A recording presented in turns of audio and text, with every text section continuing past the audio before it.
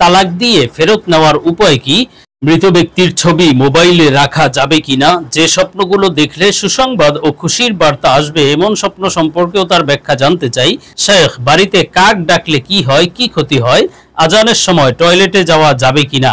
অত্যন্ত গুরুত্বপূর্ণ কিছু প্রশ্ন আমরা আপনাদের কাছ থেকে পেয়েছি। তন্মধ্য থেকে গুরুত্বপূর্ণ কিছু বিষয় আমরা এই ভিডিওতে আলোচনা করব। প্রথমত, স্বপ্নে যদি কোনো ব্যক্তি যে স্বপ্নগুলো দেখলে খুশির বার্তা আসবে, সুসংবাদ আসবে, সেই স্বপ্নগুলো নিয়ে আলোচনা করব। আবার আজানের সময় বাথরুমে যাওয়া যাবে কিনা, তেমনি বাড়িতে কাক ডাকার কি ব্যাখ্যা বা কি ক্ষতি হয় কাক ডাকলে, তেমনিভাবে তালাক দিয়ে ফেরত নেওয়ার উপায় কি এবং মৃত ব্যক্তির ছবি মোবাইলে রাখা যাবে কিনা, গুরুত্বপূর্ণ এই বিষয়গুলো নিয়ে ভিডিওতে বিস্তারিত আলোচনা করবে ইনশাআল্লাহ। সুতরাং মনোযোগ সহ ভিডিওটি শেষ পর্যন্ত দেখবেন, অন্যথায় কোনো বিষয়ে ভুল বোঝার সম্ভাবনা থাকে। আর সরাসরি কোনো প্রশ্ন করতে বা লিখিত কোনো বিষয়ে সমাধান পেতে ফতোয়া বিভাগে স্ক্রিনে দেওয়া নাম্বারে ইমো অথবা হোয়াটসঅ্যাপে যোগাযোগ করবেন। আর ভিডিওটি যাতে ইউটিউব ছড়িয়ে দিতে বাধ্য হয়, এজন্য ভিডিওটিতে একটি লাইক দিয়ে চ্যানেলটি সাবস্ক্রাইব করে দিবেন, সম্ভব হলে শেয়ার করে দিবেন। আমরা সরাসরি প্রশ্নের জবাবে চলে যাই। প্রশ্ন ছিল, শেখ, আজানের সময় টয়লেটে যাওয়া যাবে কিনা, গেলে কি ক্ষতি হয়? দেখুন, আসলে আজানের সময় গুরুত্বপূর্ণ এক আমল হলো আজানের জবাব দেয়া। রাসূল সাল্লাল্লাহু আলাইহি সাল্লাম জবাব দিতেন, সাহাবায়ে কিরামকেও জবাব দিতে উদ্বুদ্ধ করেছেন, উৎসাহিত করেছেন, নির্দেশ দিয়েছেন। এজন্য আজানের সময় জবাব দেওয়ার আমলটা গুরুত্বপূর্ণ।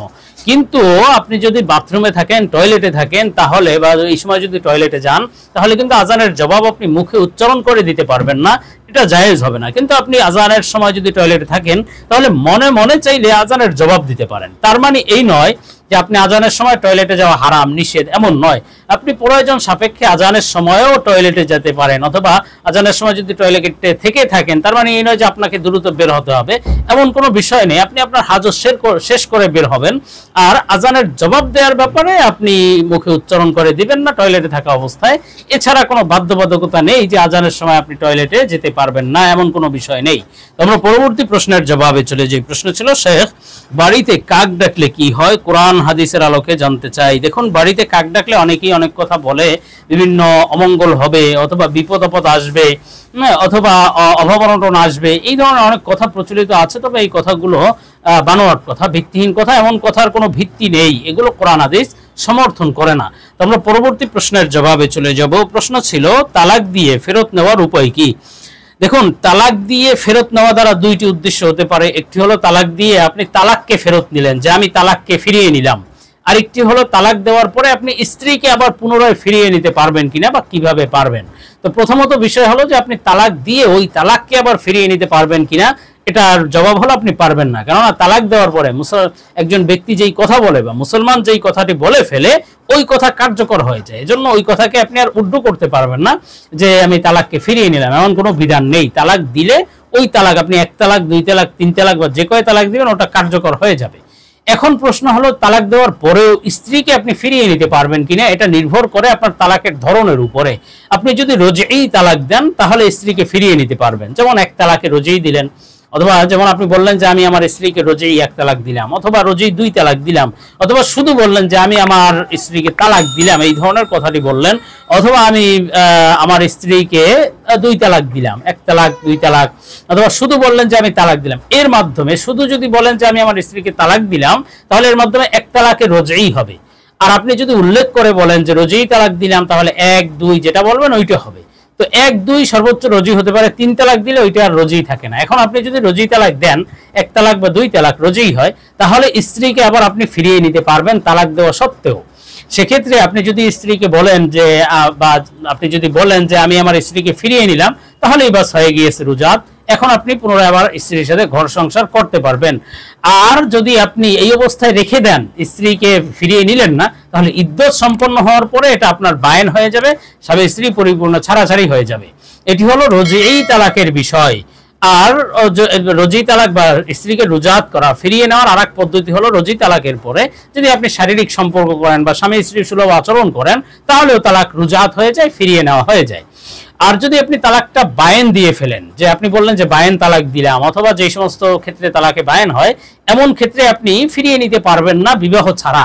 যদি বায়েন হয়, তাহলে আপনি আবার পুনরায় ওই স্ত্রীকে বিবাহ করতে হবে, নতুন ভাবে সাক্ষী, মোহরানা ইত্যাদির মাধ্যমে বিবাহ করে আবার আপনি ঘর সংসার করতে পারবেন। আর যদি আপনি তালাকে মুগাল্লাজা হয়ে যায়, তিন তালাক দিয়ে ফেলেন, তাহলে আর আপনি নতুন বিবাহ করলেও হবে না, ফিরিয়েও নেওয়া যাবে না, বরং ওই স্ত্রী অন্যত্র অন্য স্বামীর ঘর করে অন্য স্বামীর সাথে বিবাহ হবে, সেখানে শারীরিক সম্পর্ক হবে। এরপরে ওই স্বামী যদি তালাক দেয় অথবা ওই স্বামী মৃত্যুবরণ করে, তাহলে ইদ্যতের পরে আপনি আবার পুনরায় ওই স্ত্রীকে বিবাহ করতে পারবেন। তো আসলে তালাক দেওয়ার পরে ফিরিয়ে নিতে পারবেন কিনা এই বিশ্লেষণ সাপেক্ষে সেটা নির্ভর করবে। তো আমরা পরবর্তী প্রশ্নের জবাবে চলে যাই। প্রশ্ন ছিল, যে স্বপ্নগুলো দেখলে সুসংবাদ ও খুশির বার্তা আসবে এমন স্বপ্ন তার ব্যাখ্যাগুলো জানতে চাই। অত্যন্ত গুরুত্বপূর্ণ একটি বিষয়। আসলে স্বপ্নের মাধ্যমে আল্লাহ তাআলা সুসংবাদ দিয়ে থাকেন, আবার কখনো সতর্ক বার্তা দিয়ে থাকেন। তো সুসংবাদের স্বপ্নগুলো সম্পর্কে আমরা মৌখিক বানোয়াট মন গড়া কথা নয়, বরং নির্ভরযোগ্য স্বপ্নের ব্যাখ্যার কিতাব আল্লামা ইমাম মুহাম্মদ ইবনে সিরিন রহমাতুল্লাহ আলাইহির তাবিরুর রুইয়া কিতাব থেকে আলোচনা করছি। হযরত ইবনে সিরিন রহমাতুল্লাহ আলাইহি বলেছেন, স্বপ্নে যদি কোনো ব্যক্তি গাড়িতে চড়তে দেখে অথবা গাড়িতে বসা দেখে অথবা গাড়ি চালাচ্ছে, এই ধরনের স্বপ্নগুলো দেখলে এটি কিন্তু সৌভাগ্যের বার্তা বা সুসংবাদের বার্তা। আল্লাহ তাআলা শীঘ্রই তার মর্যাদা বাড়িয়ে দিবেন, সম্মান বাড়িয়ে দিবেন এবং সে বুজুর্গি লাভ করবে, আল্লাহ তাআলার প্রিয় বান্দাও হতে পারবে ইনশাআল্লাহ। তেমনিভাবে স্বপ্নে যদি কোনো ব্যক্তি দেখে যে কেউ তাকে একটি গাড়ি দিয়েছে, সরকার একটি গাড়ি দিয়েছে অথবা কোনো ক্ষমতাধর ব্যক্তি তাকে একটি গাড়ি দিয়েছে, যে কোনোভাবে সে একটি গাড়ি উপহার পেয়েছে, এই ধরনের স্বপ্ন দেখলে তাহলে বুঝতে হবে যে বাস্তবেও সে ইজ্জত সম্মান লাভ করবে বা সরকারি কোনো দায়িত্ব লাভ করবে বা মোট কথা সে ভালো কিছু লাভ করতে পারবে ইনশাআল্লাহ। আর ইমাম জাফর সাদিক রহমাতুল্লাহ আলাইহি বলেছেন, স্বপ্নে গাড়ি দেখার মোট 8টি ব্যাখ্যা আছে, গুরুত্বপূর্ণ 8টি ব্যাখ্যা এবং প্রত্যেকটাই সুসংবাদের বিষয়। একটি ব্যাখ্যা হলো যে সে শীঘ্রই আয় উন্নতি বৃদ্ধি পাবে তার, আরেকটি ব্যাখ্যা হলো স্বপ্নে গাড়ি দেখলে তার মান মর্যাদা বৃদ্ধি পাবে, আরেকটি হলো যে আল্লাহ তাআলা তাকে অধিকার দান করবেন, যে অধিকার আটকে আছে বা কেউ তাকে দিচ্ছে না ওই অধিকার সে আদায় করে নিতে পারবে, আরেকটি ব্যাখ্যা হলো যে আল্লাহ তাআলা তার জীবনে সুখ শান্তি দিয়ে ভরিয়ে দেবেন ইনশাআল্লাহ। তেমনিভাবে স্বপ্নে যদি কোনো ব্যক্তি গরু দেখে বা গাভী স্বপ্ন দেখে, এই গাভী স্বপ্ন দেখা কল্যাণ এবং বরকত লাভের আলামত।